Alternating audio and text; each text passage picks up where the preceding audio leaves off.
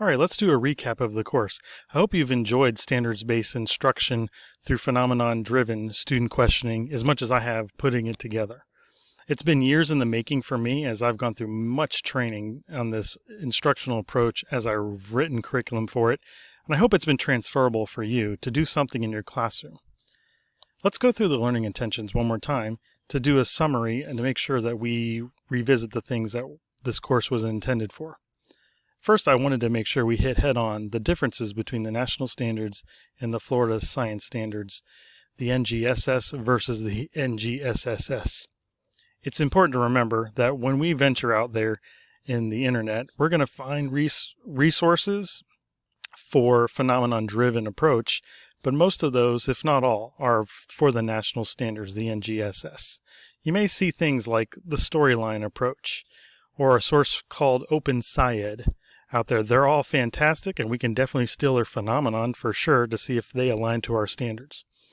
I had you define phenomenon in your own words before I provided one for you.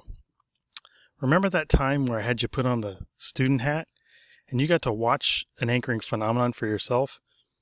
And then you made your initial thinking model using Nearpod.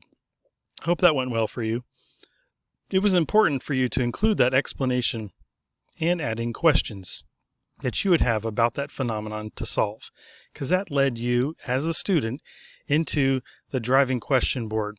Now, I hope I modeled a few approaches good enough for you to tackle that in your room, your classroom, but definitely realize that the driving question board is the key public artifact from your students and their questions. When they see their questions up there every day, day by day, knowing that is why we're doing our learning, if someone were to walk into your classroom and say, "What are you learning about?" or "Why are you learning about that?" they can look right at their own questions that are grouped together that you're tackling on in the moment, and that's why they're learning what they're learning.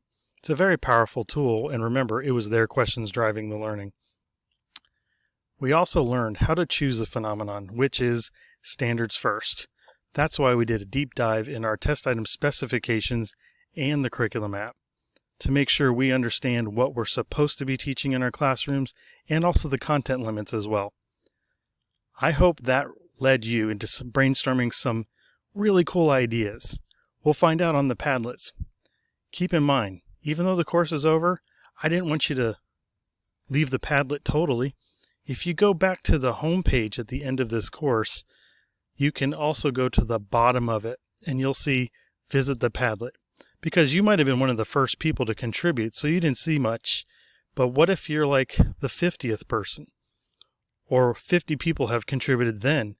Go back, visit this course, go to the home page, go to the very bottom, and you'll see there's a link to the Padlet that you can revisit from time to time. Before we move on, I wanted to also remind you of the goals I had for this course. My goals for this course are to assist teachers to implement tightly aligned NGSSS instructional units that are driven by student questions related to compelling phenomena, to support them in deep engagement in the science practices, and build a classroom community where all learners come to rely and revel in figuring out new pieces of the puzzle together. Well, I hope I was able to make a dent in my goals during this course.